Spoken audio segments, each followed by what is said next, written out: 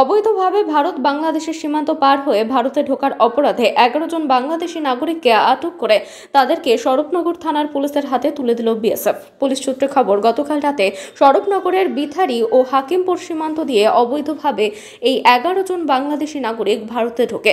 তখনই বিএসএফ এর নজরে আসায় বিএসএফ তাদেরকে আটক করে স্বরূপনগর থানার পুলিশের হাতে তুলে দেয়। আজ তাদের বসিরহাট মহকুমা আদালতে তোলা হবে। বসিরহাট থেকে প্রতিনিধি আজিজুল শেখ।